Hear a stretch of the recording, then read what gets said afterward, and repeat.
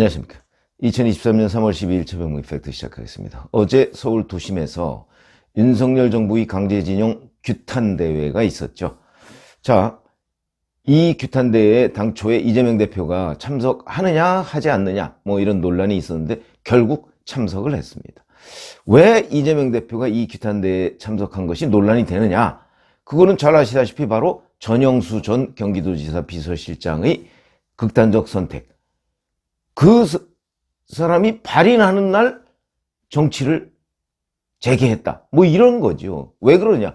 그 전영수 전 비서실장이 남긴 유서를 보면 이재명 대표한테는 치명적인 문구들이 있습니다. 자, 지금까지 언론을 통해서 공개되지는 않았습니다만 언론을 통해서 취재해서 나온 그런 보도 내용을 보면, 자, 이재명 대표님 이제 정치를 그만 내려놓으시라 이렇게 얘기한 부분, 이게 정치를도 있고 아니면 모든 것을도 있고, 그런데 정치를이라고 보도한 매체들이 압도적으로 많습니다.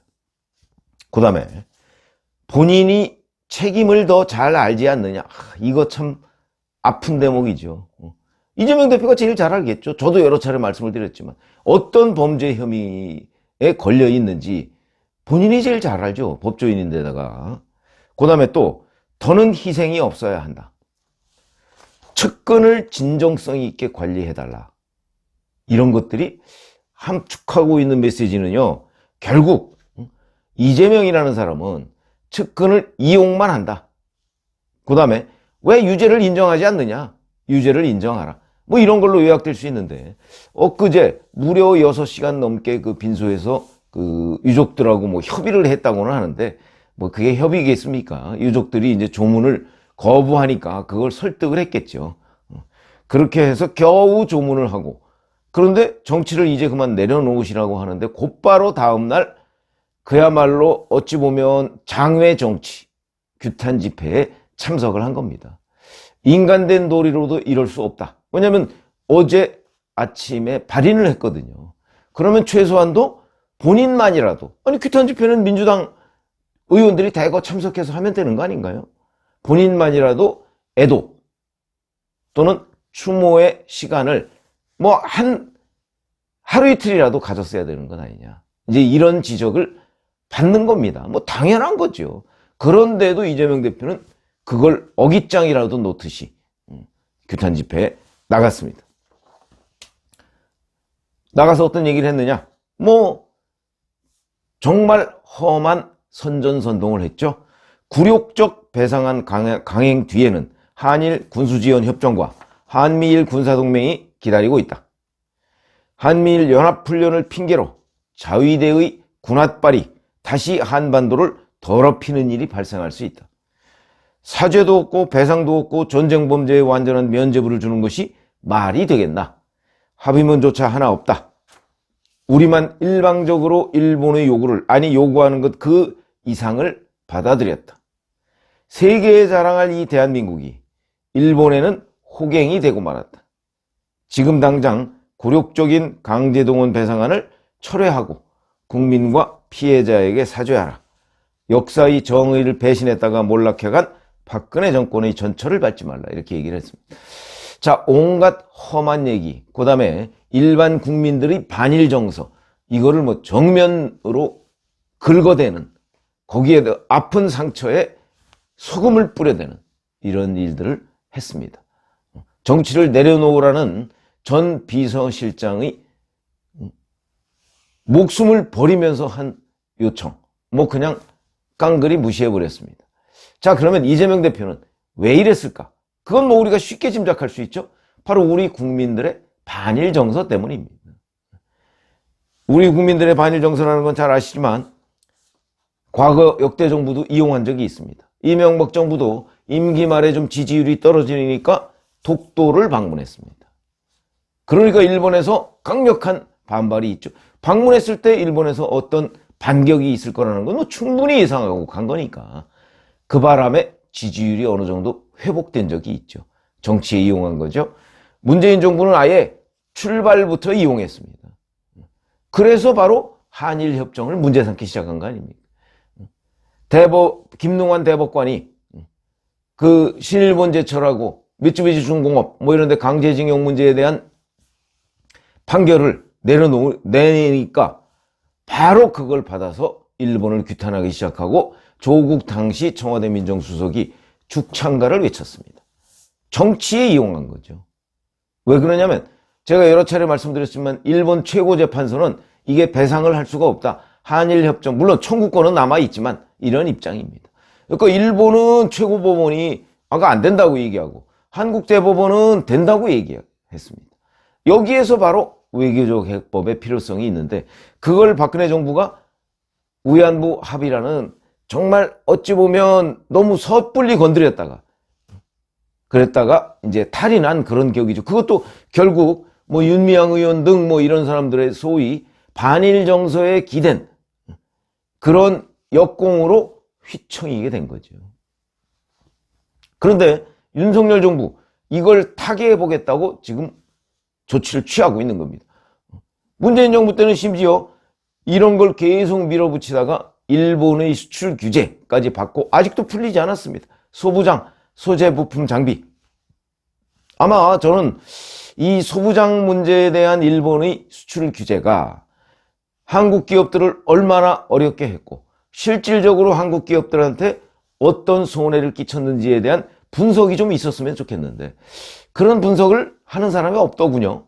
그건 뭐 경제 전문가가 해야 되니까 저는 상당한 손해가 있었을 거라고 봅니다. 아마 어찌 보면 숫자로 따지기 어려운 손해가 있었을 수도 있고 이로 인해서 뭐 예를 들어서 대만, 한국 뭐 이런 데가 요새 뭐 반도체 전쟁 일어나고 있지 않습니까? 이 반도체 전쟁의 우위를 뺏기는 결과 삼성전자가 그걸 초래했다는 분석도 있습니다. 자, 이런 거에 대한 정확한 분석을 하게 되면 문재인 정부의 죽창과 타령이 얼마나 대한민국을 위해서 어려운 상황을 초래했는가 하는 거 저는 우리 국민들이 알아야 된다고 생각을 합니다.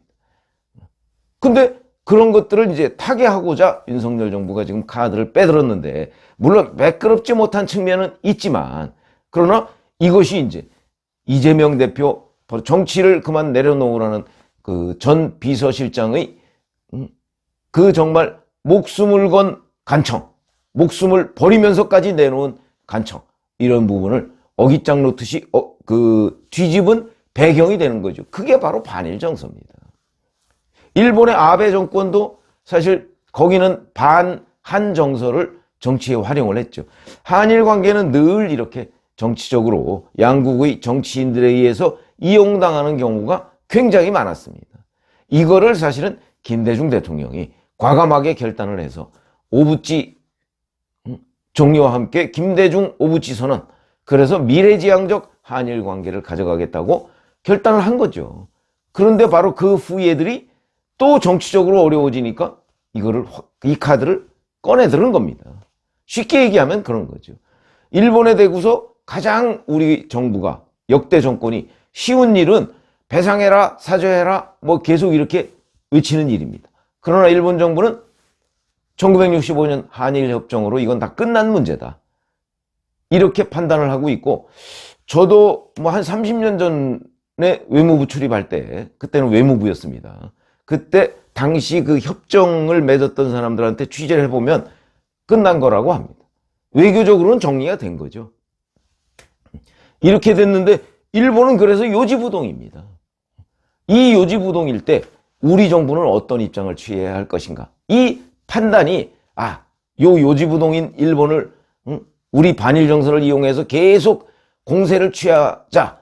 그러나 아무 소득이 없습니다. 일본이 요지부동이기 때문에 아무 소득이 없습니다. 만약에 1965년 박정희 대통령의 결단이 없었고 한일협정이 없었다면 지금 그런 것들이 굉장히 효과가 있습니다. 근데 한일협정이 있었거든요. 그때 우리 정부가 최종적으로 다 해결됐다. 청구권 문제는. 이렇게 얘기하고 일본으로부터 무상의 차관을 받아낸 거죠. 그런 결단이 있어서 바로 경부고속도로, 그 다음에 포스코, 뭐 KTNG, 한국전력 이런 데에 그 자금이 들어가서 한국 경제 성장에 뒷받침이 된 겁니다. 자, 근데 이제 그런 기업들은 다 세계적인 기업들이 됐습니다. 그러니까 이제 야 그때 거기로 들어간 돈 우리 잘 몰라. 다시 배상해. 이게 이제 일본이 느끼고 있는 정서죠. 그런 점에서 누군가는 결단을 내려줘야 되는데 그 결단을 김대중 대통령이 내렸는데 그 후예들이 지금 그걸 뒤집고 이용하고 있다. 이런 것들이 이제 지금 이재명 대표도 바로 그런 반일 정서에 기대서 지금 공세를 취하고 있는 겁니다. 본인이 이 비서실장 문제로 엄청나게 어려운 처지지만 취하고 있죠. 이거 성공할까요? 그거를 제가 오늘 말씀드리려고 하는 건데 한국갤럽이 8일, 9일 조사한 걸 보면 일본의 사과와 배상이 없어서 반대한다. 59%입니다. 그 다음에 한일 관계와 국익을 위해 찬성한다. 35%입니다. 대략 뭐 6대4 내지는 6.5 대 3.5 정도. 이 정도의 비율로 반대가 압도적이다. 이게 이재명 대표의 반격을 초래한. 근데 뭐 이런 조사가 없었어도 충분히 예상할 수 있죠. 우리 국민들의 반일 정서는 뭐 그건 굳이 조사 안 해봐도 알 수 있습니다. 그러면 이제 이걸 윤석열 대통령이 반전을 시켜야 되는 겁니다. 과연 반전시킬 수 있을까요? 우리 국민의 반일 정서가 그만큼 뿌리가 깊기 때문에 쉽지가 않을 거라고 저도 봅니다. 그러나 한 가지 희망이 있습니다. 국민의힘 지지층에서 이 한국갤럽 조사에 국민의힘 지지층에서 보니까 찬성이 한 50%쯤 되고 반대가 한 40%쯤 됩니다. 적어도 국민의힘 지지층들은 윤석열 대통령의 결단에 대해서 찬성이 더 높다. 요게 작은 희망이죠. 자, 그 다음은 이제 후속 조치에 달려있다고 봅니다. 아까 뭐 합의문 하나 없다 뭐 이렇게 이재명 대표가 공격을 하는데 합의문, 저는 실질적인 합의문이 있을 거라고 생각을 합니다. 왜냐하면 박진우 외교부 장관이 발표하면서 그러면 우리가 일방적으로 자 그냥 우리가 이렇게 조치를 한다. 이거 아니죠. 일본 정부하고 협의를 굉장히 오랫동안 했습니다. 그러니까 아마도 양국 간에 적어도 공감을 이룬 부분이 있을 거다. 근데 그거를 일본은 바로 반한 정서 때문에, 한국은 반일 정서 때문에 노골적으로 드러내고 이렇게 한다고 얘기하기가 어렵고, 더군다나 이게 민간 기업과 관련된 일 아닙니까? 그리고 일본은 최고재판소의 결정이 있습니다. 배상하면 안 된다는. 그렇기 때문에 서로 자기 나라의 정서를 감안해서 저는 발표를 안 했을 것이다, 이렇게 보고 있고요. 그러나 그 발표는 안 했지만 후속 조치로서 어떤 일이 있었구나 하는 것들은 충분히 짐작이 될 만한 것들이 있을 거다, 이렇게 보는데 그 하나가 바로 윤석열 대통령의 방일입니다. 16, 17일 방일이죠. 가서 기시다 총리하고 만나서 이런저런 얘기를 하고 김대중 오부치 선언을 재확인할 겁니다. 김대중 오부치 선언이 통절한 반성 아닙니까? 과거사에 대한 통절한 반성. 그걸 이어받겠다고 얘기를 했습니다. 일본 외무성에서. 그러니까 그 김대중 오부치 선언 그 당시로 돌아가는 겁니다. 과거는 잊지 않되 미래지향적으로 돌아가는 거죠. 그 다음에 또 하나, 기시다 총리의 하반기 방한, 그래서 셔틀 외교를 복원하는 겁니다. 이것도 양국이 셔틀 외교 딱 이런 거 닫아놓고 서로 적대적으로 공세를 취하고 하는 것보다 외교적으로 훨씬 점수를 많이 얻을 수 있는 대목이다. 거기다 또 하나, 윤석열 대통령 4월 26일 날 방미합니다. 만약에 한일 관계가 이렇게 원만하게 합의되지 않았다면 아마 방일도 조금 늦춰지거나, 아니면 이 방일의 격이 스테이트 비지트, 국빈 방문이 아니고 뭐 워킹 비지트나 뭐 이런 걸로 격이 떨어졌을 가능성이 있습니다. 이런 것들이 다 이 한일 관계에 대한 원만한 타결, 이런 것들의 후속 조치라고 저는 볼 수 있고요. 또 하나 더 결정적인 거는 바로 뭐 미래 청년 기금인가 하는 거요. 거기에 일본 기업들의 호응이 어느 정도냐 하는 부분. 그 다음에 또 하나는 일본의 그 소부장 수출 규제, 이 부분도 이제 착수를 한다고는 하는데 아마 이 부분에 대한 협의도 어느 정도는 한일 간에 저는 공감대를 이뤘다고 봅니다. 이런 것들이 이제 점점 그동안에 일본과 한국이 꽉 막혔던 부분이 윤석열 대통령의 결단으로 인해서 일본 기업, 일본 정부가 호응을 하고 그러면서 한일 관계가 과거보다 훨씬 부드러워지고, 그 다음에 김대중 오부치 선언 그 당시의 장면으로 가고 훈풍이 불고, 그 다음에 북한의 도발 또는 중국의 압박에 대해서 효과적으로 대응하는 체제를 갖춰가는구나. 문재인 정부처럼 아무런 소득 없이 사죄와 배상만 외치고 있는 이런 상황과는 완전히 달라졌다 하는 것을 우리 국민들이 각성을 해야 된다. 그 각성하는 시간이 조금 걸릴 것이다. 물론 그렇게 각성을 하더라도 그 지금의 반일 정서, 6대4 정도 되는 반일 정서가 완전히 뒤집어질 거다는 건 누구도 장담할 수가 없습니다.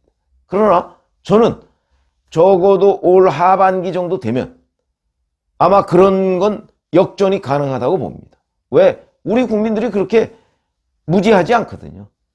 특히 일본에 대해서 목소리만 높이면서 아무런 소득이 없는 그런 대일 정책에 대해서 글쎄요,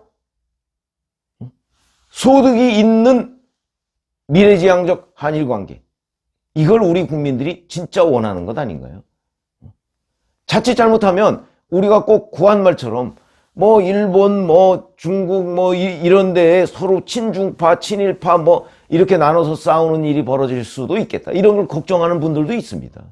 그렇기 때문에 한일관계는 과거사는 잊지 말되 미래지향적으로 나가야 한다. 거기서부터 재출발을 해야 된다. 그런데 지금 국민정서는 그렇지가 않지만 윤석열 대통령이 결단을 내려서 그쪽으로 지금 가고 있는 중이고, 바로 그 국민정서를 선동을 한 이재명 대표, 본인의 다른 궁지를 이 카드로 지금 물타기를 하려고 하는데, 그게 아마 6개월쯤 뒤에는 성공하지 못한 모습으로 우리 국민들 앞에 나타날 것이다. 저는 이렇게 보는데, 그건 뭐 함께 지켜보시죠. 고맙습니다.